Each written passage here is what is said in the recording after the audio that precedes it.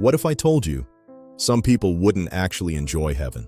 That sounds shocking. After all, who wouldn't want a place with no pain, no death, no tears? But the Bible and inspired writings reveal a startling truth. If our hearts never learn to love Jesus now, if our minds remain attached only to this world, heaven wouldn't feel like home. And one young woman nearly ended her life before discovering why heaven changed everything. Stay with me. Her story may change yours too. Most people want heaven. Few prepare for it. Ellen White wrote something deeply thought-provoking.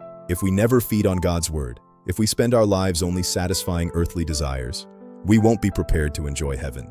Think about that. Heaven isn't only about changing locations. It's about God changing hearts. The songs of angels, the worship around God's throne, the joy of living in His presence will only delight those who have learned to love Him here. Heaven begins long before we arrive there. It begins the moment Christ transforms our hearts. We spend so much time talking about our problems, our bills, our disappointments, our fears. But Ellen White gives this beautiful counsel. Talk about heaven. Think about heaven. Let your mind dwell on heaven. Because when your heart is fixed on eternity, the problems of today become much smaller. Not because they're unimportant, but because you know they won't last forever. That truth became real for a young woman named Amelia. There was a time when she saw no future worth living for. Years of emotional pain, depression, until one day, she considered ending her life. But then she remembered, pray for the people who hurt you. She surrendered everything to God. She made a promise, Lord, if you rescue me, I'll serve you wherever you send me. That simple prayer changed everything.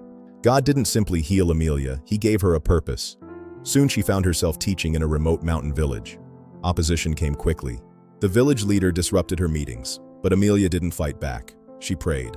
God answered by giving her courage. The parents stood with Amelia instead.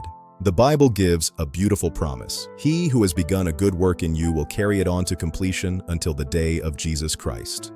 What God started in Amelia, Peter, and Paul, He finished.